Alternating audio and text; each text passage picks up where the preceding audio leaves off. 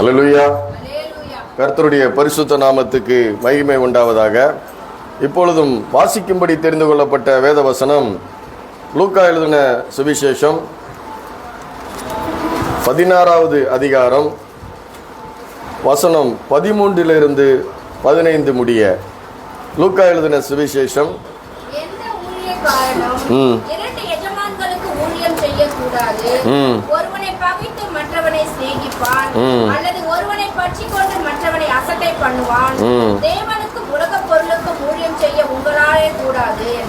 அல்லேலூயா. சொல்லுங்க, படிங்க. இவைகள் எல்லாம் பொருளாசைக்காரராகிய பரிசேயரும் கேட்டு அவரை பரியாசம் பண்ணினார்கள். அவர் அவர்களை நோக்கி, நீங்கள் மனுஷர் முன்பாக உங்களை நீதிமான்களாக காட்டுகிறீர்கள், தேவனோ உங்கள் இருதயத்தை அறிந்திருக்கிறார். மனுஷருக்குள்ளே மேன்மையாக எண்ணப்படுகிறது, தேவனுக்கு முன்பாக அருவருப்பாய் இருக்கிறது. அல்லேலூயா.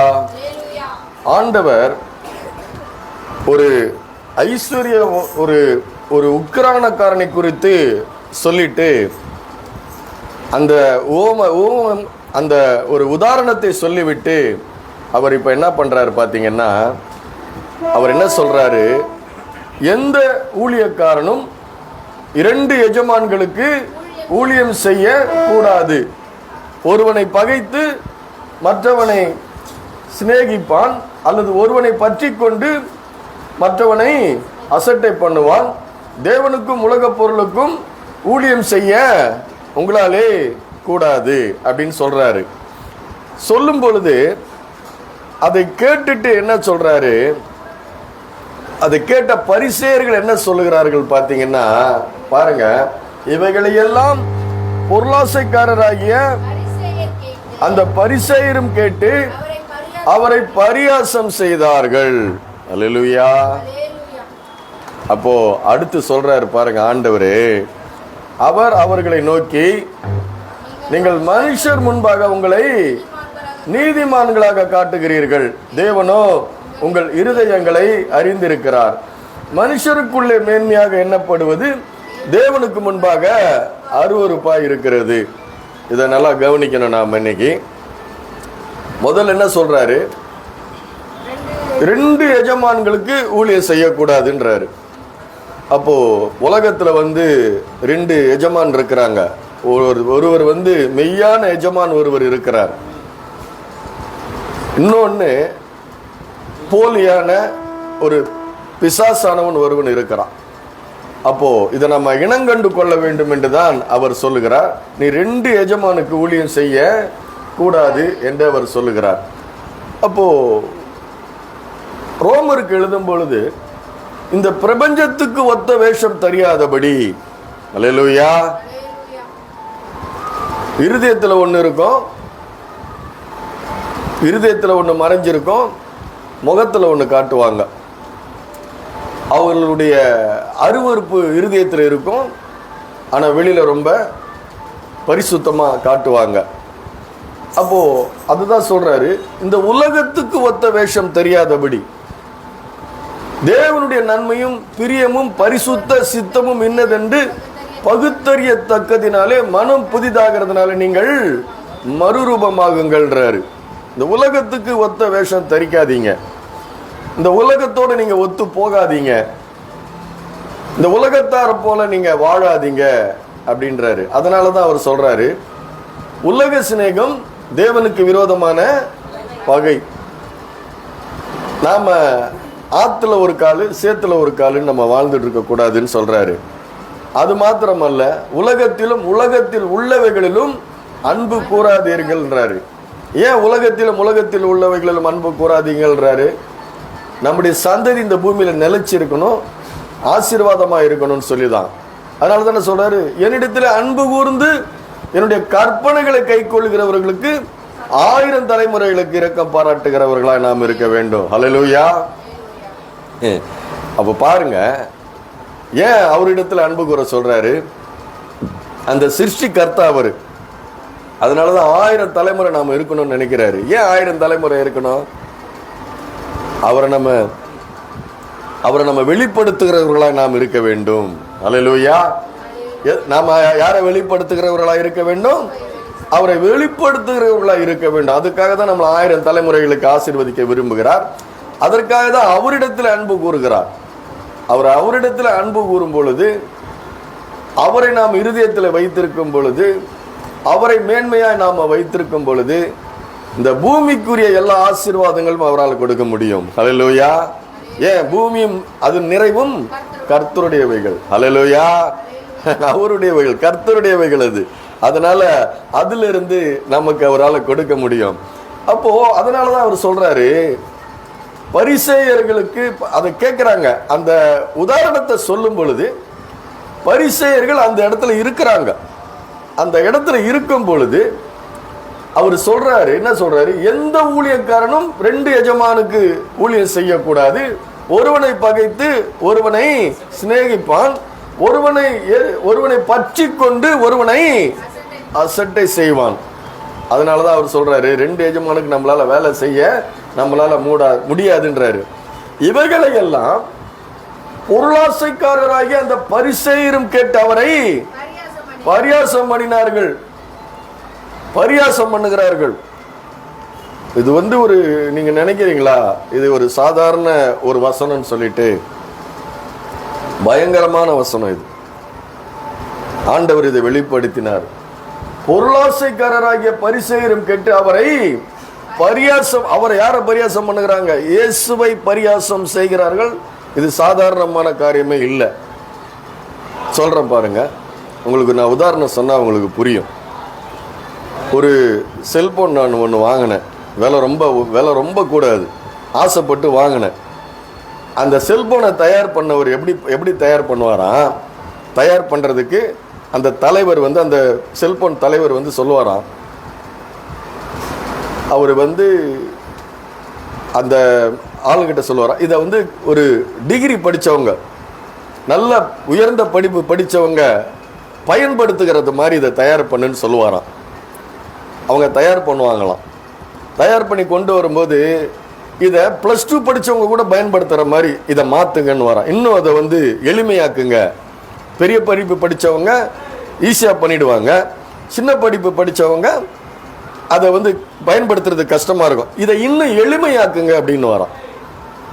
எளிமையாக்கி கொண்டு +2 படிக்கிற அளவுக்கு கொண்டு கொடுத்த உடனே சொல்லுவாராம், இதை ஒரு 6வது படிக்கிற பையனும் பயன்படுத்துகிற மாதிரி இதை எளிமையாக்குங்க அப்படின்னு வரான். அதை கொண்டு கொடுப்பாங்களாம். இப்போ இதை யார் பயன்படுத்த முடியும்? 6வது படித்தவனும் பயன்படுத்த முடியும், டிகிரி படித்தவனும், நல்ல மாஸ்டர் டிகிரி படித்தவனும் பயன்படுத்த முடியும். அது கொண்டு கொடுத்தவனு சொல்லுவாராம், 1வது கிளாஸ் படிக்கிற பையன் இதை பயன்படுத்துகிற மாதிரி இதை தயார் பண்ணி கொடுங்க அப்படின்னு கேட்பாராம். அப்படி கொண்டு கொடுப்பாங்களாம். அதுக்கப்புறம் சொல்லுவாராம், படிக்காதவங்களை இதை பயன்படுத்துகிற மாதிரி இதை கொண்டு கொடுங்க அப்படின்னு சொல்லுவாராம். ஏன் சொல்கிறாரு? எதனால் சொல்கிறாரு? அதை இந்த உலகத்தில் உள்ள அனைவரும் பயன்படுத்த வேண்டும். என்ன சொல்கிறாரு?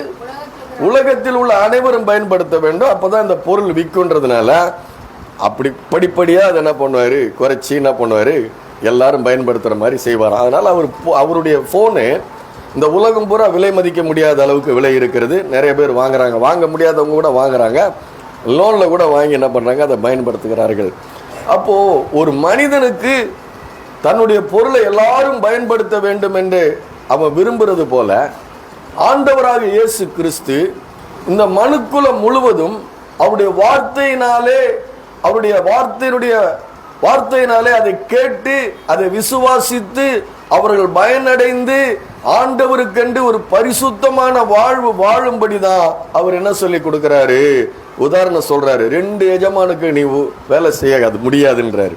அது மாத்திரமல்ல, நான் சொன்னது அது ஒரு மனிதன், ஒரு சாதாரண மனிதன், அந்த மனிதனுக்கு அந்த அளவுக்கு அறிவு இருக்குதுன்னா இந்த வானத்தை பூமி உண்டாக்கினவருக்கு எவ்வளவு அறிவு இருக்கும்? அது மாத்திரமல்ல, நம்முடைய ஆண்டவராகிய இயேசு கிறிஸ்துவை பற்றி வேதம் சொல்லுகிறது, தேவத்துவத்தின் பரிபூரணம் எல்லாம் கிறிஸ்து இயேசுவுக்குள் வாசமாயிருக்கிறது. எல்லாம் அவருக்கென்றும் அவரை கொண்டும் அவருக்குள்ளும் சிருஷ்டிக்கப்பட்டது. வேதம் சொல்லுகிறது, ஒருவரும் காணக்கூடாத இறைவன். அல்லேலூயா. யார் அவரு? காண முடியாத இறைவன். அவரை குறித்து வேதம் சொல்லுகிறது, வானம் எனக்கு சிங்காசனம், பூமி எனக்கு பாதபடி என்று வேதம் சொல்லுகிறது. அவரை பத்தி என்ன சொல்லுது? வானங்களை விரல்களால் விரித்தாராம். வேதம் என்ன சொல்லுகிறது? அவருடைய மகிமையை பகலுக்கு பகல் இரவுக்கு இரவு வானங்கள் அறிவித்துக் கொண்டு இருக்கிறது. ஒருவரும் கிட்ட போக முடியாது. மறுரூப மலையில தன்னை அப்படி வந்து வெளிப்படுத்தி காட்டுகிறார். ஒருவரும் வெளுக்க கூடாத வண்ணான போல அவ்வளவு ஒரு பிரகாசம், மகிமையின் பிரகாசம், தேவனுடைய தற்சொரூபம் என்று இயேசுவை குறித்த வேதம் சொல்லுகிறது. அவரு கிட்ட இருந்து வல்லமை, பரிசுத்த ஆவினால வல்லமையினால் நிறைந்தவராய் அவர் அநேக அற்புதங்களை அவர் செய்கிறார். அல்லேலூயா. ஒரு மனுஷனும் செய்ய முடியாத அற்புதங்களை அவர் செய்கிறார். செங்கடலை பிளந்தவர் அவர். பவுல் சொல்கிறார், அந்த கன்மலை கிறிஸ்து. வனாந்தரத்தில் இஸ்ரவேல் ஜனங்களை வழி நடத்தினது யாரு? அந்த கன்மலை கிறிஸ்துவே. மேக ஸ்தம்பமாய், அக்னி ஸ்தம்பமாய், நெருப்பு தூணாய், வான மன்னாவாய், காடைகளை கொண்டு போஷிக்கிறவராய், மதுரமாய் இருக்கிற அந்த தேவன் வானங்களை விரல்களால் விரித்தார்னா அவர் எப்பேற்பட்ட தேவன், எவ்வளவு பெரிய தேவன் அவர். அப்பேற்பட்ட தேவன் ஒரு தாயின் வயிற்றிலே, அதான் வேதம் சொல்லுகிற ஸ்திரீனிடத்தில் பிறந்தவரும் நியாய பிரமாணத்துக்கு கீழானவருமாக இயேசுவை தேவன் இந்த உலகத்திலே அனுப்பினார். எப்படி வந்தாரு? அப்பேற்பட்ட மகிமையின் தேவன் நம்மை போல வந்தார். அல்லேலூயா. வந்து நான் அறிந்து கொள்ளும்படி, நான் புரிந்து கொள்ளும்படி, என்னில் ஒருவனை போலாகி என்னை போலாகி நான் அறிந்து கொள்ளும்படி புரிந்து கொள்ளும்படி மிக எளிமையாய் ரெண்டு உதாரணத்தை கொடுக்கிறார். ஹல்லேலூயா. புரியுதா உங்களுக்கு? இப்போ ஏன் இந்த செல்போன் உதாரணம் சொன்ன புரியுதா உங்களுக்கு? மகிமையின் தேவன் அவர். எல்லா மாட்சிமைக்கு, மகத்துவத்துக்கு, மேன்மைக்கு சொந்தக்காரர். இரக்கமும் மன உருக்கமும் நீடிய சாந்தமும் மிகுந்த கிருபையும், அப்பேர் மிகுந்த கிருபையும் நிறைந்தவர் அவர். மனதுருகுகிறார். வியாதிஸ்தர்களை பார்த்து மனதுருகிறார். எனக்கு சித்தம் உண்டு, நீ சுத்தமாக என்று சொல்றாரு. அப்பேற்பட்ட அந்த இரக்கம் உள்ள அந்த தேவன் வந்து சொல்றாரு, எந்த ஊழியக்காரனும் ரெண்டு எஜமான்களுக்கு ஊழியம் செய்ய முடியாது. தெளிவா எடுத்து கொடுக்கிறார். என்ன எடுத்து கொடுக்கிறாரு? தெளிவா எடுத்து, நான் அறிந்து கொள்ளும்படி புரிந்து கொள்ளும்படி, ஏன் நான் வாழ்ந்திருக்கும்படி. அல்லேலூயா. என் தலைமுறை 1000 தலைமுறை இருக்கும்படி அவர் சொல்றாரப்பா, உங்களால 2 பேருக்கு நீங்க வேலை செய்ய முடியாதப்பா. ஒன்னு கர்த்தருக்கு நீ வேலை செய்யணும், இல்லைன்னா அந்த உலகத்துக்கு நீ வேலை செய்யணும்னு சொல்லும் பொழுது அதை பத்தி இந்த பரிசேயர்கள் என்ன கேட்கிறாங்க? பரியாசம் செய்கிறார்கள். அல்லேலூயா. அப்போ அவருடைய இருதயம் எப்பேற்பட்ட இருதயமா இருக்கிறது அதை பாருங்க. அடுத்த வசனத்துல சொல்றாரு, அவர் அவர்களை நோக்கி, இயேசு அவரை காட்டுகிறீர்கள், தேவனோ உங்கள் இருதயங்களை அறிந்திருக்கிறார். அல்லேலூயா. அது மாத்திரமல்ல, அவர் சொல்றாரு, நமக்குள்ளே மேன்மையா எண்ணப்படுவது கர்த்தருடைய பார்வையிலே என்ன இருக்கிறது? தேவனுக்கு முன்பாக அருவருப்பா இருக்கிறது. நம்முடைய ஆராதனை அவருடைய இருதயத்துல என்ன இருக்குதான்? பொருளாசையான விக்கிரகாராதனை. அப்போ நாம நம்முடைய இருதயத்துல, அந்த பரிசேயர்களுடைய இருதயத்துல என்ன இருக்குது அதை பார்த்துதான் அவர் சொல்றார். அது மாத்திரம் அல்ல, நல்லா நீங்க கவனிக்கணும். அவர் என்ன சொல்ல வர்றாரு? மனுஷர்களுக்குள்ள மேன்மையா எண்ணப்படுகிறது, தேவனுக்கு பொருளாசை என்கிற விக்கிரகாராதனையான ஒரு அருவருப்பு இருக்குது. அப்ப அவங்க யாருக்கு பேசுவான்? மனுஷன் எதுல பேசுவான்? கண்ணுல பேசுறானா இல்லையா? அவன் கண்ணுல என்ன பேசுறான், என்ன நினைக்கிறான்றதை நம்மளால கண்டுபிடிக்க முடியுமா? முடியாதா? அல்லேலூயா. முடியும். பார்வையில கூப்பிடுவான், அவர் ஏன்னு கேட்பான். உண்டா இல்லையா? எல்லாம் அனுபவிச்சிருப்பீங்க, பெண்கள் எல்லாம் அனுபவிச்சிருப்பீங்க. அப்போ அந்த உடல் மொழியை கொண்டு உலக பொருளுக்கும் நீ வேலை செய்ய முடியாதுன்னு சொன்ன உடனே அவங்களுக்கு புரிஞ்சு போச்சு, நம்மளதான் சொல்றாருன்னு சொல்லி நம்மை பரியாசம் செய்யக்கூடிய ஒரு சூழ்நிலைகளை உண்டாகலாம். ஆனா சொல்லுகிறது, வேதம் சொல்கிறது, நீதிமானுக்கு ஒரு கேடும் வராது. அது மாத்திரமல்ல, அவருடைய அந்த உடல் மொழியை கொண்டு அவர்கள் என்ன பண்றாங்க? அந்த பிரசங்கத்தையே அவர் என்ன பண்றாங்க? ஒன்றுமில்லாமல் அதை வெறுமையாக்க அவர்கள் முயற்சி செய்கிறார்கள். என்ன பண்றாங்க? வெறுமையாக்க. ஒன்றுமில்லை. எங்களுடைய வாழ்க்கையை பாருங்க, எங்களுடைய காரியங்களை பாருங்க. நாங்க எப்படிப்பட்ட வாழ்க்கை வாழ்கிறோம்? ஓய்வு நாளை கை கொள்கிறோம், கற்பனைகளை கை கொள்கிறோம், சடங்காச்சாரங்களை. 29:2 சங்கீதம் 29:2 இன்னொன்னு இருக்கு. 96:9 எடுங்க. 96:9 இருக்கு. அதே இது இருக்குது. 96 9 இருக்கிறது. அல்லேலூயா. பரிசுத்த அலங்காரத்துடனே கர்த்தரை தொழுது கொள்ளுங்கள். பூலோகத்தாரே அவருக்கு முன்பாக நடுங்குங்கள். அவர் நிற்கிறாரு, வானத்தி பூமியும் உடையவர் நிற்கிறாரு. அவர் அதரிசனமான தேவனுடைய தற்சொரூபமாக இருக்கிறாரு. தேவத்துவத்தினுடைய பரிபூரணங்கள்லாம் கிறிஸ்து இயேசுவுக்குள் வாசமாக இருக்கிறது. அப்பேற்பட்ட அந்த மகிமையின் தேவன் சொல்லுகிறாரு, அவர் ஆலோசனை கொடுக்கிறார் எல்லாரும் வாழ்ந்திருக்கும்படி. அவனுடைய இருதயத்தில் இருக்கிற எல்லா காரியங்களும் தெரியும். நம்ம ஒருவருடைய இருதயத்தில் இருக்கிற காரியங்கள் தெரிஞ்சா மனுஷனாகிய நாம என்ன பண்ணுவோம்? அவனுக்கு ஆலோசனை சொல்ல மாட்டோம். ஏன்? அவன் சொன்னா கேட்க மாட்டான்னு. ஆனா அவருக்கு தெரியுது, அவருக்கு அந்த பரிசேயருடைய இருதயம் தெரியுது, அவருடைய எல்லாம் தெரியுது. தெரிஞ்சும் கூட அவர்களுக்கு அவர்கள் தேவை. அவர்களுக்கு அவர் சுவிசேஷம் சொல்லுகிறாரு, நீ 2 எஜமானுக்கு ஊழியம் பண்ண முடியாது. ஒருவனை பகைத்து மற்றவனை சிநேகிப்பான். தேவனுக்கும் உலக பொருளுக்கும் நீ வேலை செய்ய முடியாது. ஒருவனை பற்றி கொண்டு மறுவனை அசட்டை பண்ணுவான் என்று அப்பேற்பட்ட மகிமையின் தேவன் சொல்லுகிறாரு. ஆனா அவர்கள் அந்த பரிசுத்த அலங்காரத்துடனே கர்த்தரை தொழுது கொள்ளாதபடி இருதயத்திலே பிசாசினுடைய ஆளுகைக்கு உட்பட்டவர்களாக விக்கிரகாராதனையாகிய பொருளாசையிலே அவர்கள் இருதயம் திளைத்து போய் அதிலே களிப்பாய் வாழ்ந்து கொண்டு இருக்கிறவர்களாக வெளியரங்கமான அடையாளங்களை அவர்கள் வைத்துக் கொண்டு, மத அடையாளங்களை வைத்துக் கொண்டு, அந்த புனித தன்மை, அதாவது தேவன் கொடுத்த அந்த பரிசேயர்களுக்கு, ஆசாரியர்களுக்கு, லேவியர்களுக்கு தேவன் கொடுத்த அந்த ஆடை அலங்காரங்கள் எதை குறிக்கிறது? உன்னுடைய உள்ளத்தில் இருக்கிற பரிசுத்தத்தை வெளியிலே நீ காட்ட வேண்டியதுக்கு தான் அந்த அலங்காரங்கள் கொடுக்கப்பட்டிருக்கிறது. அல்லேலூயா. எதுக்கு வெள்ளை சட்டை போட்டுட்டு இருக்கிறோம்? உள்ளேயும் தூய்மை, அதை வெளியே காட்டுறதுக்கு தான் என்ன பண்றது? வெள்ளை சட்டை போட்டுட்டு இருக்கிறோம். அல்லேலூயா. கருப்பு சட்டை போட்டுட்டு வந்தா நிறைய பேருக்கு என்ன ஆகும்? மனசு என்ன ஆயிடும்? என்ன இவர் ஊழியக்காரான்னு கேட்டுருவீங்க. உள்ள தூய்மையா இருக்குது, வெளியில கருப்பு சட்டை போட்டா என்ன பண்றீங்க? நீங்க இவர் என்ன ஊழியக்காரன்னு கேக்குறீங்க. வெளியே இருக்கிற அடையாளத்தை தான் நீங்க பாக்குறீங்க. அதனால எங்க போதகர் வேறுனே கருப்பு கோட்டை அதிகமா போடுவாரு. அல்லேலூயா. என்ன பண்ணுவாரு? கருப்பு கோட்டை அதிகமா போடுவாரு. நீ நினைக்கிற மாதிரி நான் நடக்க மாட்டேன், நான் தேவனுக்கு பயப்படுறேன், என் உள்ள தூய்மையா இருக்குது, நான் கருப்பு கோட்டு போடுவேன்னு சொல்லுவாரு. அல்லேலூயா. அப்போ தேவன் இருதயத்தை பார்க்கிற தேவன். அந்த புனிதத்தன்மை, உள்ளத்தினுடைய புனிதத்தன்மையை, அது அசாதாரணமானது. அது எப்படியானது? அது விலை மதிக்க முடியாதது. உள்ளத்தினுடைய புனிதத்தன்மை அசாதாரணமானது, புனிதத்தன்மையா இருக்கிறது. அதை இந்த பரிசேயர்கள் இந்த ஆடைகளை, பாசாங்கான போலியான இந்த ஆடைகளை உடுத்தி கொண்டிருக்கிறார்கள். ஹல்லேலூயா. அதுல தன்னை காட்சிப்பட்டு படுத்திக் கொண்டு இருக்கிறார்கள், காட்சிப்படுத்துகிறார்கள். மக்களுக்கு முன்பாக தங்களை நீதிமான்களாக, ஒரு பரிசுத்தவான்களாக காட்டிக் கொண்டிருக்கிறார்கள்.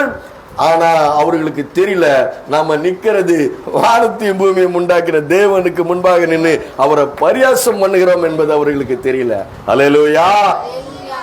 அதுதான் பாருங்க, அசாதாரணமான புனிதத்தன்மை தேவன் நமக்கு கொடுத்திருக்கிறார், கொடுக்க விரும்புகிறார்.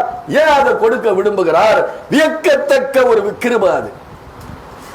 இயேசு நமக்கு கொடுத்திருக்கிறது ஒரு மனிதனும் பெற்றுக்கொள்ள முடியாத அசாதாரணமான புனிதத்தன்மை. ஏன் கொடுக்கிறாரு? எதற்கு அதை கொடுக்கிறார்? எதற்காக மனித ரூபம் எடுத்து வந்தபடி நமக்கு கொடுக்கிறார்? நீ அவருடைய சன்னிதானத்திலே பிரவேசித்து, அல்லேலூயா, முழங்கால் படியிட்டு நீ அவரை ஆராதித்து துதித்து மகிழ்ந்து புகழ்ந்து அவரோடு கூட ஒன்றிணையும்படி, அவருடைய சன்னிதானத்தில் கிட்டி சேரும்படி, அவருக்கு சமீபித்து செல்லும்படி. அல்லேலூயா. கிறிஸ்தவ வாழ்க்கை என்பது அசாதாரணமான புனிதத்தன்மை, வியக்கத்தக்க ஒரு புனிதத்தன்மை. அதை நம்முடைய ஆடை அலங்காரங்களை கொண்டு மறைக்க முடியாது. அது வெளிப்பட வேண்டும். கிறிஸ்துவின் சிந்தை உங்களில் இருக்க கடவுது என்று சொல்லி பவுல் சொல்லுகிறார். அல்லேலூயா. ஆண்டவராக இயேசு சொல்லுகிறார், நான் சாந்தமும் மனத்தாழ்மையா இருக்கிறேன், என்னிடத்திலே நீங்கள் கற்றுக்கொள்ளுங்கள் என்று சொல்லுகிறார். அல்லேலூயா. நீ உலகத்துல ஒரு மனுஷங்கிட்ட நீ கற்றுக்கொள்ள முடியாது. இந்த உலகத்தில் நீ வாழ்வது எப்படி என்று ஒரு மனுஷனிடத்தில் நீ கற்றுக்கொள்ள முடியாது. வானாதி வானம் கொள்ளாத தேவன் தன்னுடைய மகிமை துறந்து, மாட்சிமை துறந்து, மகத்துவத்தை துறந்து தன்னுடைய மாம்சத்திலே வெளிப்பட்டு வந்து எனக்கு கற்றுக் கொடுக்கிறார் அவர். அல்லேலூயா. ஏன் இந்த கர்த்தரை இவ்வளவு ஆர்வமா நான் பிரசங்கிக்கிறேன்? அல்லேலூயா. இங்க உட்கார்ந்து இருக்கிறது ஒரு 8 பேர் உட்கார்ந்து இருக்கீங்க, இல்லைன்னா ஒரு 10 பேர் தான் உட்கார்ந்து இருக்கிறீங்க. ஆனால் வாஞ்சையோடு தாகத்தோடு அந்த மன்னாதி மன்னன், வானாதி வானம் கொல்லாத ராஜாதி ராஜனும் கர்த்தாதி கர்த்தரும் இயேசு கிறிஸ்துவும் நம்முடைய இரட்சகருமாய் நமக்கு அசாதாரணமான புனித தன்மையை கொடுக்கிற அந்த தேவனை பிரசங்கித்துக் கொண்டிருக்கிறேன். அல்லேலூயா. அதனாலதான் அவர் சொல்றாரு, மனிதர்கள் எப்படிப்பட்ட மனிதர்களா இருக்கிறாங்களா, அவருடைய உள்ள தேவனுக்கு முன்பாக எப்படிப்பட்ட அருவருப்பு இருக்கிறது, அவருடைய இருதயம் எப்படிப்பட்ட அருவருப்பா இருக்கிறது பாருங்க.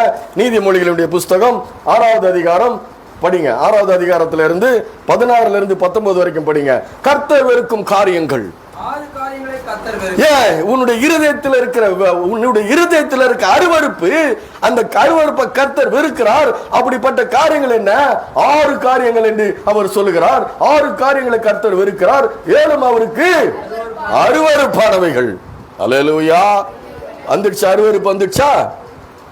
அவர் சொல்றாரு, அவையாவன மேட்டிமையான கண், பொய்நாவு, குற்றமற்றவருடைய ரத்தம் சிந்துங்கை, துராசுரனை பிணைக்கும் இருதயம், தீங்கு செய்வதற்கு விரந்தோடும் கால், அபத்தம் பேசும் பொய் சாட்சி, சகோதரர்களுக்கு விரோதத்தை உண்டு பண்ணதில் இவைகள். அல்லேலூயா. அல்லேலூயா. பாருங்க, உன்னிடத்தில் அன்பு கூறுவது போல பிறனிடத்தில் நீங்கள் அன்பு கூறுங்கள் சொல்றாரு. ஆனா அதுக்கு முன்னாடி சொல்றாரு, நம்ம ஆண்டவர் உன் முழு இருதயத்தோடும், முன் முழு ஆத்மாவோடும், முன் முழு பலத்தோடும், முழு சிந்தையோடும் நீ தேவனிடத்திலே அன்பு கூறுவாயாக. அல்லேலூயா. அதை செஞ்சாதான் நீ உன்னிடத்தில் அன்பு கூறுவது போல பிறனிடத்திலும் அன்பு கூற முடியும். அல்லேலூயா. அப்படிப்பட்ட அசாதாரணமான புனித தன்மையை கொடுக்க வந்த அந்த தேவன், அந்த தேவனை, தேவனுடைய சாயலை கொண்டு, அதே ரூபத்தை கொண்டு அந்த தேவனை பரியாசம் செய்கிறார்கள் பரிசேயர்கள். அல்லேலூயா. இதிலிருந்து நாம என்ன கத்துக்கணும்? நாம பொருட்களை பயன்படுத்தணும், ஐஸ்வர்யத்தை பயன்படுத்தணும். தேவனை என்ன பண்ணணும்? முழு இருதயத்தோடு நீ ஆராதிக்க வேண்டும். அல்லேலூயா. ஆண்டவர் இந்த சத்தியத்தை எனக்கு கொடுக்கும் பொழுது என் இருதயம் களி கூர்ந்தது. அல்லேலூயா. பாவிக்கு இத்தனை கிருபை, தேவனை அறியாமல் வாழ்ந்து கொண்டிருந்த எனக்கு இத்தனை கிருபை. அல்லேலூயா. அதுதான் தேவனுடைய அசாதாரணமான புனித தன்மை வெளிப்படுத்துகிற ஒரு நம்முடைய தேவனுடைய ஆலயமா நாம் மாற வேண்டும். அல்லேலூயா. எத்தனை பேருக்கு இது இருக்குது? 1 பேதுரு 3ஆம் அதிகாரம் 4வது வசனம் படிங்க. 1 பேதுரு 3ஆம் அதிகாரம் 4வது வசனம் படிங்க. ஒரு அற்புதமான ஒரு காரியம் அங்கு சொல்லப்பட்டிருக்கிறது. பெண்களை குறித்து சொல்லப்பட்டிருக்கிறது. நாம எப்படிப்பட்டவர்களா இருக்க வேண்டும் என்று. பரிசுத்த அலங்காரத்துடனே கர்த்தரை தொழுது கொள்ளுங்கள். படிங்கம்மா. 3:4. 1 பேதுரு 3:4 படிங்க. அழியாத அலங்கரிப்பா இருக்கிற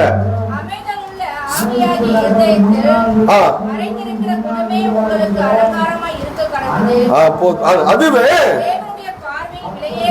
என்ன பட்டிருக்கு? தேவனுடைய பார்வையில் என்ன பட்டு இருக்கிறது? விலையேறப்பட்டிருக்கிறது. ஆனா அதுக்கு முன்னாடி என்ன சொல்றாரு? நீ உலக பொருளுக்கு நீ வேலை செஞ்சாது தேவனுக்கு எப்படி இருக்கிறது? அருவருப்பா இருக்கிறது. அழியாத அலங்காரப்பா இருக்கிற சாந்தமும் அமைதலும் உள்ள ஆவியாகிய இருதயத்தில் மறைந்திருக்கிற குணமே. அல்லேலூயா. இருதயத்தில் மறைந்திருக்கிற குணமே உங்களுக்கு அலங்காரமா இருக்க கடவுது. அப்பதான் அந்த பரிசுத்த அலங்காரம் என்பது என்ன? தேவனுடைய பார்வையிலே சாந்தமும் அமைதலும் உள்ள ஆவி. அல்லேலூயா. பெண்களுக்கு என்ன இருக்கணுமா? சாந்தமும் அமைதலும் உள்ள ஆவியாகிய இருதயத்தில் மறைந்திருக்கிற குணமே உங்களுக்கு அலங்காரமா இருக்க கடவுது. அதுவே தேவனுடைய பார்வையிலே. அல்லேலூயா. ஆண்டவர் என்ன சொல்றாரு? 7 காரியங்களை வெறுக்கிறார், 6 காரியங்கள் அவருக்கு அருவருப்பா இருக்கிறது. ஆனா அதே ஆண்டவர் எப்படிப்பட்ட ஆண்டவராக இருக்கிறார்? நான் சாந்தமும் மனத்தாழ்மையும் உடையவராக இருக்கிறேன், என்னிடத்தில் நீங்கள் கற்றுக்கொள்ளுங்கள். இதுதான் பரிசுத்த அலங்காரம். அல்லேலூயா. எது பரிசுத்த அலங்காரம்? இதுதான் பரிசுத்த அலங்காரம். அல்லேலூயா. இதுதான் பாத்தீங்கன்னா என்ன நானே ரட்சித்துக் கொள்ள விரும்புகிறது மனுஷருக்கு முன்பாக. நான் பரிசுத்தமான நான் என்னை காட்டிக்கொள்ள விரும்புவது. எப்படி காட்டிக்கொள்ள விரும்புகிறோம்? நல்லவனா, நல்லா இருக்கிறவனா, ஒரு நீதிமான போல நாம என்ன பண்றோம்? இந்த உலகத்துல பிரபஞ்சத்துக்கு ஒத்த வேஷம் தரிக்கிறது. நான் என்ன, நான் நல்லவன், நான் நல்லவன், நான் நல்லவன். எத்தனை பேர் இதை நம்ம நிரூபிக்க பாடுபட்டு கொண்டிருக்கிறோம். அல்லேலூயா. இந்த உலகத்துல மனுஷருக்கு முன்பாக நீதிமான்களாய் காட்ட, நல்லவனா காட்ட, ஒரு ரொம்ப ஒரு சாந்தமா காட்ட, ரொம்ப ஒரு பரிசுத்தமான காட்ட நாம முயற்சி பண்ணி கொண்டு இருக்கிறோம். இதுதான் உலகத்துக்கு ஒத்த வேஷம் தெரிகிறது. உள்ள வேற, உள்ள அருவருப்பு இருக்கு, உள்ள அநீதி இருக்குது, உள்ள அக்கிரமம் இருக்குது, உள்ள பாவம் குடிகொண்டு இருக்கிறது, நாசமும் நிர்பந்தமும் இருக்குது. நம்முடைய வாழ்க்கையில, எண்ணங்களிலே, செயல்களிலே, வார்த்தையிலே, பார்வையிலே நம்முடைய உள்ளத்தை இவ்வளவு கேடுபாடுகள் இருக்குது. அதை மறைத்து கொண்டு வெளியில என்ன பண்றோம்? அல்லேலூயா. உடைகளிலே, பார்வையிலே, செயல்களிலே ஒரு போலியான பணிவு. உள்ளத்துல தூய்மை இல்லை. இதோ உள்ளத்தில் தூய்மை இருக்க விரும்புகிறீர். அல்லேலூயா. சங்கீதக்காரன் 51 சொல்றான், இதோ உள்ளத்தில் தூய்மை இருக்க விரும்புகிறீர். அல்லேலூயா. நான் பாவியா இருக்கிறேன், ஈசோப்பினால் என்னை சுத்திகரியம் என்று சொல்லுகிறான். அல்லேலூயா. யாருக்கு இதெல்லாம் தெரியுதோ, நீங்கள் யாரெல்லாம் நான் பாவி என்று உணர்கிறீர்களோ, அப்படி நீங்க பாவி என்று உணரும் பொழுது உங்களை பரிசுத்தப்படுத்துவதற்கும் உங்களுக்கு நீதியை கொடுப்பதற்கும் ஒரு தேவன் இருக்கிறார் என்பதை நீங்கள் உணர்ந்து கொள்ள முடியும். அல்லேலூயா. அது இல்லாதவரை இந்த உலகத்துக்கு ஒத்த வேஷம் தரிச்சு அருவருப்போ தேவனுக்கு பிரியமில்லாத காரியங்களோடு தான் நம்ம வாழ்ந்து கொண்டிருக்கிறோம். அதனுடைய விளைவுகள் என்ன? நாமே ரட்சித்துக் கொள்ள விரும்பி கொண்டிருக்கிறோம். அல்லேலூயா. ஆனா ஆண்டவர் சொல்றாரு, தேவனுக்கு முன்பாக அருவருப்பா இருக்கிறது. நீ நீதிமான காட்டிட்டு இருக்காத. அல்லேலூயா. நீ எங்க காட்டிட்டு இருக்கிற? மனுஷனுக்கு முன்னால நீ நீதிமான காட்டிட்டு இருக்கிற. நீ உன்னுடைய ஆடை அலங்காரங்களினாலே, மாயமான தாழ்மையினாலே நீ என்ன பண்ணிட்டு இருக்கிற? நீ உலகத்துக்கு உன்னை பரிசுத்தமான நீ காட்டிக்கொண்டு விரும்பி கொண்டிருக்கிறாய். ஆனால் தேவன் இருதயங்களை ஆராய்ந்து கொண்டிருக்கிறவராய் இருக்கிறார். அல்லேலூயா. அதனாலதான் வேதம் என்ன சொல்லுகிறது? வேற என்ன சொல்லுகிறது? அவர் சொல்றாரு, அத பரியாசம் பண்ணுகிறவர்கள் மூடர்கள் என்று சொல்லுகிறார். அல்லேலூயா. யார் அவங்க? மூடர்கள். பரியாசம் செய்கிறவர்கள் மூடர்கள். சங்கீதக்காரர் ரொம்ப அழகா சொல்றான் பாருங்க, துன்மார்க்கருடைய ஆலோசனை நடவாமலும் பாவின் வழியில் இல்லாமலும் பரியாசக்காரர். ஏன் பரியாசக்காரர்கள் மூடர்கள்? தேவன் இல்லை என்று மதிகேடன் சொல்லுகிறானா? யார் சொல்லுகிறா? மதிகேடன் சொல்லுகிறான். தேவன் இல்லை என்று மதிகேடன் சொல்லுகிறான். அல்லேலூயா. நீதிமொழிகளின் புஸ்தகம் 14வது அதிகாரம் 6வது வசனம் எடுங்க. நீதிமொழிகளுடைய புஸ்தகம் 14வது அதிகாரம் 6வது வசனம் எடுங்க.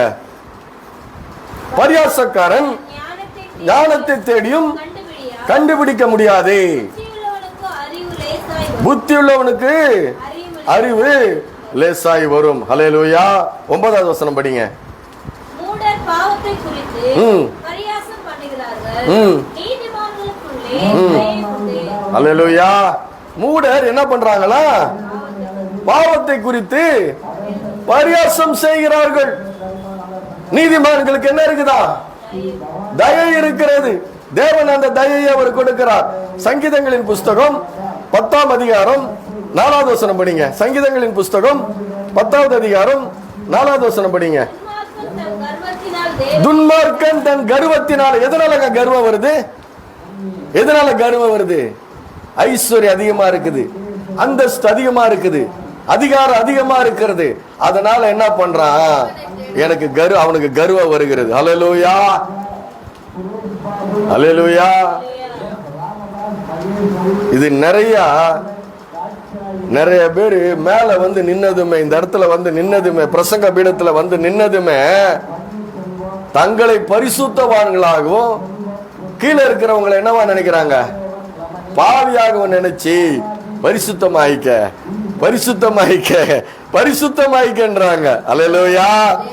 அதனால அப்படிப்பட்ட இருதயம் இருக்கிறதுனால அவர்கள் கீழே இருக்கிறவங்களுடைய இருதயத்தை ஊனப்படுத்துகிற பிரசங்கத்தை பண்ணுகிறார்கள். அல்லேலூயா. எதை ஊனப்படுத்துகிறாங்க?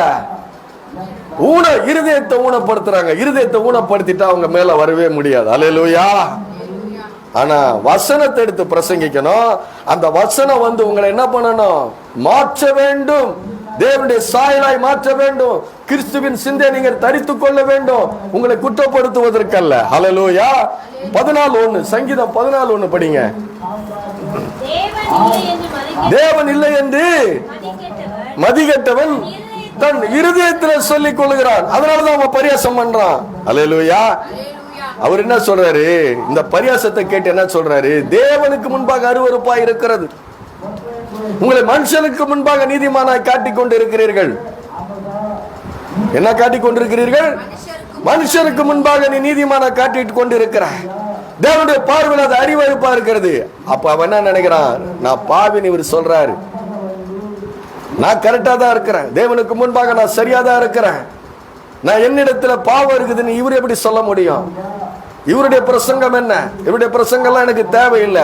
நான் என்னுடைய வாழ்க்கையில நான் எல்லாத்தையும் சடங்காச்சாரங்களை கடைபிடிக்கிறேன், சம்பிரதாயங்களை கடைபிடிக்கிறேன், பலிகளை கொடுக்கிறேன், நான் பரிசைனா இருக்கிறேன், வேதத்தை நான் அறிந்து இருக்கிறேன், எனக்கு இவர் எப்படி பாடம் எடுக்கலாம்? அல்லேலூயா. அதனால பாவம் என்று ஒன்று இல்லை. மூடர்கள் பாவத்தை குறித்து பரியாசம் பண்ணுகிறார்கள். ஏன்னா என்னிடத்துல பாவம் இல்லைன்னு நினைக்கிறாங்க. நான் பாவி என்று உணரக்கூடிய அப்படிப்பட்ட ஒரு இருதயம் இல்லை. ஏன்னா எல்லாவற்றையும் என்ன பண்றது? மூடி மறைக்கிறது. ஹல்லேலூயா. அப்படிப்பட்ட காரியங்களை அது மூடி மறைக்கிறது. ஆனா வேதம் என்ன சொல்கிறது? தேவன் தன்னை பரியாசம் பண்ண விட்டார். ஹல்லேலூயா. மனுஷன் பரியாசம் பண்ணலாம், தேவன் மனுஷன், அதாவது மனுஷனுக்கு முன்னாடி நீதிமானா காண்பித்து தன் அருவருப்புகளை எல்லாம், இருதயத்தினுடைய அருவருப்புகளை எல்லாம் மூடி மறைத்து மற்றவர்களுக்கு முன்பாக இப்படி ஒரு பரிசுத்த அலங்காரத்தை, வெளியரங்கமான அடையாளத்தை போட்டுக்கொண்டு உள்ள அருவருப்பா இருந்து கொண்டு அவர்கள் என்ன பண்ணலாம்? வேற காரியங்கள் அவர்கள் செய்யலாம், பரியாசம் பண்ணலாம். ஆனா கர்த்தர் சொல்லுகிறாரு, தேவன் தன்னை பரியாசம் பண்ண விட்டார். மனுஷன் எதை விதைக்கிறானோ அதை அறுப்பான். அல்லேலூயா. தன் மாம்சத்துக்கு என்று விதைக்கிறவன் மாம்சத்துக்கு என்று அழிவை அறுப்பான், ஆவிக்கென்று விதைக்கிறவன் நித்திய ஜீவனை அறுப்பான். ஆவிக்குரிய நித்திய ஜீவனை அறுப்பான். அது எப்படின்னா, ஆவிக்கென்று விதைக்கிறதுனா என்ன? தன்னை முழுவதுமாக, தன்னுடைய ஆவி, ஆத்மா, சரீரம் முழுவதும் என்ன பண்ணணும்? கர்த்தருக்கு நீ ஒப்படைக்க வேண்டும். அல்லேலூயா. அதனாலதான் வேதம் சொல்லுகிறது, சிலுவையினுடைய மரண பரியந்தம் தம்மை தாழ்த்தினார். அல்லேலூயா. கிறிஸ்துவின் சிந்தை என்ற என்ன? கிறிஸ்துவின் சிந்தை என்றால் என்ன? தேவனுக்காக உன்னுடைய பாடுகள் மத்தியில், உபத்திரவங்கள் மத்தியிலே, உன்னுடைய வாழ்க்கையிலே நீ நன்மை செய்து பாட அனுபவிக்கும் போது கூட, தீமை செய்து பாட அனுபவிக்கிறது இல்ல, நன்மை செய்து பாட அனுபவிக்கும் போது கூட நீ தேவனுக்கு கீழ்ப்படிந்தவர்களா இருக்க வேண்டும். அல்லேலூயா. ஒரு சபையில ஒரு சின்ன வயசு பையன், என் பாதி வயசு பையன் அவமானப்படுத்தினான். நான் அப்படியே போய் நான் முழங்கால் போட்டேன். அல்லேலூயா. முழங்கால் போட்டு நான் நின்ட்டேன். முழங்கால் போட்டு நின்றுட்டு செய்ய வேண்டிய காரியத்தை நான் செய்துட்டு வந்தேன். அது என்னுடைய சுபாவமா? என்னிடத்தில் இருக்கிற சுபாவமா? கிடையவே கிடையாது. கிறிஸ்து எனக்கு ஜீவன். அல்லேலூயா. எனக்கு ஜீவன் இல்லை. என்னுடைய சுபாவம் பாவ சுபாவம், விழுந்து போன மனிதன் நான், பாவத்தில் இருக்கிற மனிதன் நான், கொத்தக்கூடிய பலன் உள்ளவன். ஆனா நான் என்ன பண்றேன்? கிறிஸ்துவின் சிந்தை இருக்கிறதுனால, கிறிஸ்து எனக்கு ஜீவனா இருக்கிறதுனால அந்த இடத்துல நான் மரணம் அடைந்தேன். அல்லேலூயா. அதுதான் நம்முடைய வாழ்க்கையில. நீ அவமானப்படலாம், கிறிஸ்துவுக்கென்று பரிசுத்தமாய் நீதியாய் வாழும் பொழுது நீ அவமானப்படலாம், நீ நிந்திக்கப்படலாம், நீ விரல் நீட்டப்படலாம், நீ நிபச்சொல் உனக்கு வரலாம். ஆனா அந்த இடத்துல நீ தாழ்ந்து இருக்கும் பொழுது, தேவனிடத்தில் ஒப்பு கொடுக்கும் பொழுதுதான் உனக்கு கிறிஸ்துவின் சிந்தை உண்டாயிருக்கிறது. அல்லேலூயா. அதுதான் உலகத்துக்கு ஒத்த வேஷம் தெரியாதபடி இருக்கணும். அதுதான் உன்னுடைய பரிசுத்த அலங்காரம் என்பது. தேவனுடைய சபையில தேவனுக்கு நீ கீழ்ப்படிந்தவனாக இருக்க வேண்டும். அல்லேலூயா. பாவத்தை குறித்து பயம் இல்லை. உள்ள பொருளாசை, உலகத்தார போல பொருளாசை இருக்குது நமக்கு இருக்கிறது. அதைத்தான் தேவன் வெறுக்கிறார். அதை தேவன் அருவருப்பாய் பார்க்கிறார். ஹல்லேலூயா. அதை நம்ம எப்படி பார்க்க முடியும்? நாம எப்படி பார்க்க முடியும்? எப்படி பார்க்க முடியும்? சபைகளிலே என்ன பிரசங்கம் பண்ணி கொண்டிருக்கிறோம்? அல்லேலூயா. சபை என்ன பிரசங்கம் பண்ணி கொண்டிருக்கிறது? சபை மக்களுக்கு சபை என்னத்தை பிரசங்கம் பண்ணி கொண்டிருக்கிறது? தேவனுடைய வார்த்தையை பிரசங்கம் பண்ணி கொண்டிருக்கிறது. நீ யார்? நீ தேவனுடைய சாயல், நீ தேவனுடைய ரூபம், நீ இந்த பூமியில பலுகி பெருகி பூமியை நிரப்பி ஆண்டு கொள்ளும்படி உண்டாக்கப்பட்டவன். அப்படி நீ ஆண்டு கொள்ள வேண்டியவன். நீ அடிமைப்பட்டு கிடக்கிற. எதுக்கு அடிமைப்பட்டு கிடக்கிற? விக்கிரகாராதனைய பொருளாசைக்கு அடிமைப்பட்டு கிடக்கிற. உன்னுடைய வாழ்வுக்காக நீ பல காரியங்களில் நீ அடிமைப்பட்டு கொண்டிருக்கிறாய். ஆனா அவர் சொல்றாரு, உன்னை படைச்சிட்டு சொல்றாரு, இந்த பூமியில நீ பலுகி பெருகி பூமியை நிரப்பி ஆண்டு கொள்ளும்படி உன்னை ஆசீர்வதிக்கிறேன் என்று சொல்கிறார். அப்படி ஆசீர்வதிக்கிற தேவனிடத்திலே நீ அன்பு கூறும் பொழுது, அல்லேலூயா, நீ அவரிடத்தில் அன்பு கூறும் பொழுது, உன் முழு இருதயத்தோடு முழு ஆத்மாவோடு முழு பலத்தோடு நீ அன்பு கூறும் பொழுது, முழு சிந்தையோடு நீ அன்பு கூறும் பொழுது, உன்னை 1000 தலைமுறைகளுக்கு ஆசீர்வதிக்க வல்லவராய் இருக்கிறார். அல்லேலூயா. முதலாவது தேவனுடைய ராஜ்யத்தை மீதியும் தேடுங்கள், இவைகளெல்லாம் கூட கொடுக்கப்படும் என்று சொன்ன அந்த வார்த்தையுடைய அந்த தேவனுடைய வார்த்தை பொய்யா போகாது. தேவனுடைய அதாவது உலகமும் உலகத்தில் உள்ளவெல்லாம் அழிந்து போகும், என்னுடைய வார்த்தைகளே அழிந்து போகாது என்று சொன்னார். ஒரு வாக்கு மாறாத தேவன் அவர். அவர் சொல்றாரு, நான் யாரு? நான் வாக்கு மாறாதவர், பொய் சொல்ல முடியாதவர். அல்லேலூயா. சங்கீதம் 89 சொல்றாரு, என் உடன்படிக்கை மீறாமலும் என் உதடுகள் விளம்பினதை நான் மாற்றாமலும் இருப்பேன். மாத்த மாட்டேன். நீ என்னுடைய ராஜ்யத்தை நீதியை தேடினா உனக்கு இவைகள் எல்லாம் கூட கொடுக்கப்படும். அல்லேலூயா. அதைத்தான் சபை போதித்துக் கொண்டிருக்கிறது. சபையில அதைத்தான் பிரசங்கம் பண்ணி கொண்டிருக்கிறோம். அந்த கிறிஸ்துவை பிரசங்கம் பண்ணி கொண்டிருக்கிறோம். அந்த தாழ்மையின் ரூபம் எடுத்து அடிமையின் ரூபம் எடுத்தவரை நம்ம பிரசங்கம் பண்ணி கொண்டிருக்கிறோம். அப்போ இந்த உலகத்தை நீ எப்படி பார்க்கணும்? நீ பார்க்கிறது எப்படி பார்க்க முடியும்? தேவனுடைய பார்வையில பார்க்க வேண்டும். தேவனுடைய பார்வையில பார்க்க வேண்டும் என்றால் நீ தேவனுடைய வார்த்தையை நீ அறிந்து கொண்டிருக்க வேண்டும். தேவனை அறிந்து கொண்டிருக்க வேண்டும். உன் தேவன் எப்படிப்பட்டவர் என்பது அவருடைய வார்த்தையின் மூலமாக நீ அறிந்து கொண்டிருக்க வேண்டும். அல்லேலூயா. எப்படி அறிந்து கொண்டிருக்க வேண்டும்? தேவனுடைய வார்த்தையை, அந்த தேவனை தேவனுடைய வார்த்தை கொண்டு நீ அறிந்து கொண்டிருக்கும் பொழுது நீ தேவனுடைய பார்வையில் இந்த உலகத்தை நீ பார்க்க முடியும். அல்லேலூயா. உலகத்தினுடைய கேடுபாடுகளை பார்க்க முடியும். உலகத்தினுடைய அருவருப்புகளை பார்க்க முடியும். அல்லேலூயா. அப்பதான் பாவத்தையும் பாவத்தினுடைய வஞ்சனையும் நீ அறிந்து கொள்ள முடியும். அல்லேலூயா. ஒண்ணு தேவனை அறிந்து கொள்ள வேண்டும், தேவனுடைய வார்த்தையை அறிந்து கொள்ள முடியும். அப்படி நீ தேவனையும் தேவனுடைய வார்த்தையை அறிந்து கொள்ளக்கூடிய அளவுக்கு உனக்கு ஒரு புனித தன்மை வரும் பொழுது, அந்த அசாதாரணமான புனித தன்மை வரும் பொழுது பாவத்தையும் பாவத்தினுடைய வஞ்சனையும் நீ அறிந்து கொள்ள முடியும். இல்லைன்னா அறிந்து கொள்ள முடியாது. அல்லேலூயா. பரியாசக்காரனை நீ எப்படி அறிந்து கொள்ளுவ? அவனுடைய உள்ளத்தில் அருவருப்பு இருக்குதுன்னு எப்படி நீ அறிந்து கொள்ள முடியும்? தேவன் அறிந்து கொண்டார், இயேசு அறிந்து கொண்டார்.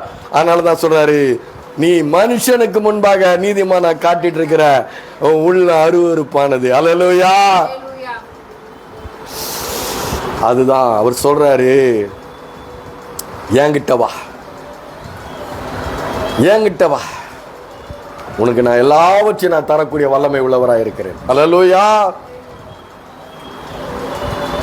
ஆண்டவர் இந்த உலகத்தின் காரியங்களை மாத்திரமல்ல, எல்லாவற்றையும் அவர் கொடுக்க வல்லவராக இருக்கிறார். அல்லேலூயா. ஆனா நாம வேதம் என்ன சொல்லுகிறது? வருத்தப்பட்டு பாரம் சுமக்கிறவர்களே, நீங்கள் எல்லாரும் என்னிடத்துல வா, உனக்கு நான் இளைப்பாறுதல் தருவேன். உன்கிட்ட இளைப்பாறுதல் இல்ல, உன் ஆத்துமா வியாகுலத்தினாலும் வேதனைனாலும் சஞ்சலத்தினாலும் நிலைந்திருக்கிறது. என்கிட்ட வா, என்கிட்ட வந்தினா உனக்கு ஒரு இளைப்பாறுதலை தருவேன், உனக்கு ஒரு நிம்மதியை தருவேன், உனக்கு உலகம் தரக்கூடாத தேவ சமாதானத்தை தருவேன், எல்லா புத்திக்கு மேலான தேவ சமாதானத்தை உனக்கு நான் தருவேன். அல்லேலூயா. வருத்தப்படாதீங்கன்றாரு. அல்லேலூயா. வருத்தப்படாதீங்கன்றாரு. அப்போ இந்த தேவனிடத்தில் என்ன இருக்கிறது? ஏராளமான காரியங்கள் இருக்கிறது, ஏராளமான காரியங்கள் இருக்கிறது. நேரம் இல்லை, அதனால நான் முடிக்கிறேன். ஹல்லேலூயா. அதனால மூடர்கள் பாவத்தை குறித்து பரியாசம் செய்கிறார்கள், மூடர்கள் தங்களுடைய இருதயத்தில் என்ன இருக்கிறது என்பதை அறிந்து கொள்ளாமல் இருக்கிறார்கள். மூடர்கள் தான் என்ன பண்றாங்க? தேவனை வெறுக்கிறவர்களாக இருக்கிறார்கள். மூடர்கள் தான் தேவனை வெறுக்கிறவர்களாக இருக்கிறார்கள். ஆனா நாம என்ன பண்ண போறோம்? ஹல்லேலூயா. நாம என்ன பண்ண போறோம்? இந்த தேவனுக்கு முக்கியத்துவத்தை கொடுக்க போகிறோமா? ஹல்லேலூயா. தேவனை இப்ப ஏற்பட்ட இந்த மகிமையின் தேவனை இருதயத்தில் வைத்திருக்கிற போகமா, இல்ல ஐஸ்வர்யத்தை வைக்க போகிறோமா? ஹல்லேலூயா.